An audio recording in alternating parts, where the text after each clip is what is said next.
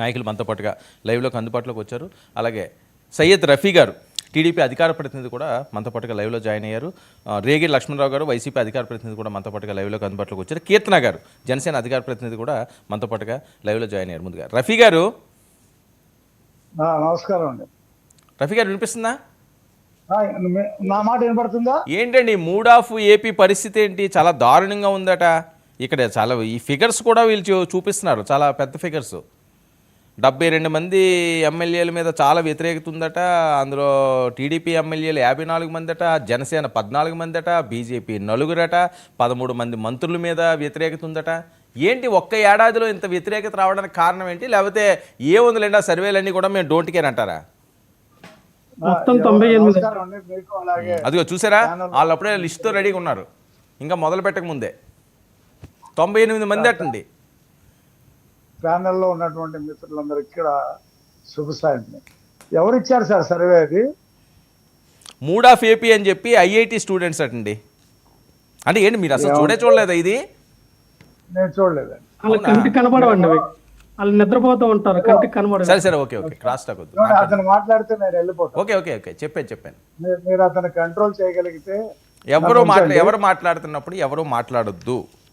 అతన్ని control okay okay okay, మీరు continue చేయండి. ఆయన అయిపోయాడు, నేను చెప్పాను, ఆయన అయిపోయాడు. మీరు ఆయనతో మాట్లాడించుకోండి, అర్థమైందా? ఇప్పుడు ఎవరండి సర్వే చేసింది? మూడ్ ఆఫ్ ఏపీ ఎవరో మరి అది దానికి అడ్రస్ లేనటువంటి ఒక ఐఐటి స్టూడెంట్స్ అండి. మరి ఆ అడ్రస్ లేకపోతే ఐఐటి స్టూడెంట్స్ కొన్ని వేల మంది ఉంటారు. ఐఐటి స్టూడెంట్స్ వాళ్ళ ఒక టీం ఉంది, కొన్ని సంవత్సరాల నుంచి వాళ్ళు చేస్తున్నారట, వాళ్ళు చేశారు. సరే పోనీ ఎవరు చేశారో ఒక సర్వే వచ్చింది, సరే ఎవరు చేస్తే ఎందుకు, మీకు నచ్చిందో నచ్చలేదో అది కాదు కదా, వచ్చిందని నేను చెప్పాను, దానికి మీ సమాధానం చెప్పండి. ఏమండి, సుపరిపాలనలో తొలి అడుగు కార్యక్రమంలో పాల్గొని మీ టీవీ కోసం మధ్యలో వచ్చా నేను. ఓకే, 15 రోజుల నుంచి పాల్గొంటున్నాం. మాకు ప్రజలు ఏ రకంగా రిసీవ్ చేసుకుంటున్నారు, మా ప్రభుత్వం పట్ల ఏ రకంగా ఉన్నారనేది మాకు స్వయంగా తెలుసు. ఎవరు ఐఐటి స్టూడెంట్లు, ఐబిఎం స్టూడెంట్లు చెప్పవలసిన అవసరంలా. ఈ ప్రభుత్వం వచ్చిన 1 సంవత్సరం కాలంలో పేదవాడికి 240 అన్నా క్యాంటీన్లు పెట్టి అన్నం పెడుతున్నాం సార్. 3 పూట్ల రోడ్లు వేసాం సార్, రాజధాని కడుతున్నాం సార్, పోలవరం కడుతున్నాం సార్, గ్యాస్ బండ్లు 2 ఫ్రీ ఇచ్చాము. ఇప్పటికి తల్లికి వందనం పేరు మీద 6 ఉన్నా 4 ఉన్నా 3 ఉన్నా డబ్బులు వచ్చినాయని చెప్పి మాకు బ్రహ్మాండంగా సపోర్ట్ చేస్తూ ఉన్నారు సార్. రైతులకి రేపు వారంలో అన్నదాత సుఖీభావ ఇవ్వబోతా ఉన్నాం సార్.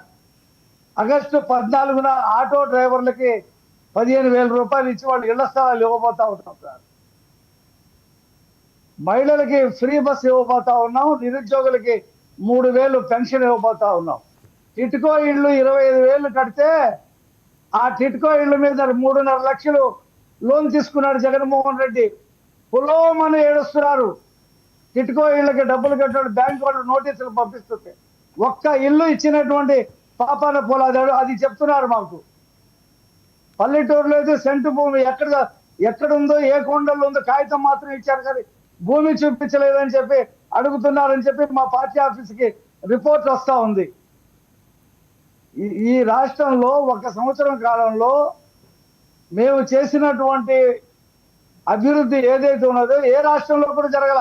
మరి ఎందుకు ఎమ్మెల్యేల మీద ఎంపీలు మంత్రుల మీద ఇంత వ్యతిరేకత? వాళ్ళు వైసీపీ వాళ్ళు రాయిస్తుంటారండి. వైసీపీ సర్వే ఇది. మీరు దాన్ని పెట్టి మమ్మల్ని సమాధానం చెప్పమంటే మేము ఎలా చెప్తాం?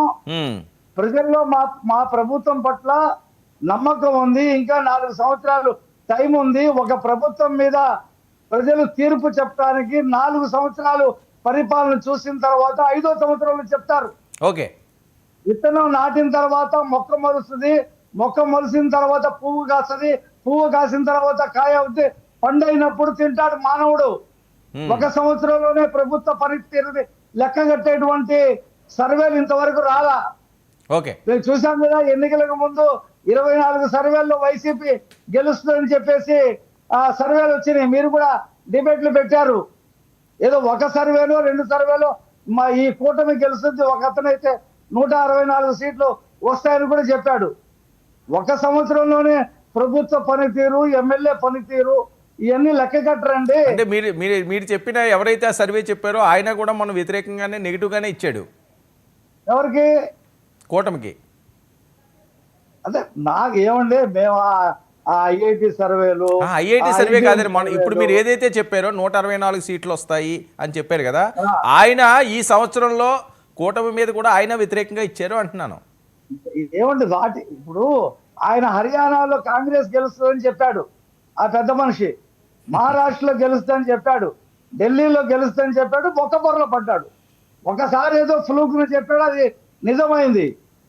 కాబట్టి ఈ సర్వేలో మన ఓటరు 5 సంవత్సరాల పరిపాలన చూసిన తర్వాత ఈ ప్రభుత్వ పనితీరు, ఈ ప్రభుత్వం అందించినటువంటి కార్యక్రమాలు, నిరుద్యోగులు, ఉద్యోగ కల్పన, పరిశ్రమలు, రైలు మార్గాలు, విమానాశ్రయాలు ఇవన్నీ కట్టిన తర్వాత అప్పుడు ఉండేటువంటి పరిస్థితుల మీద ఆధారపడి ఓకే. ప్రభుత్వాలను ఎన్నుకుంటారు తప్పితే ఒక సంవత్సరంలోనే ప్రభుత్వాన్ని ఎన్నుకుంటారంటే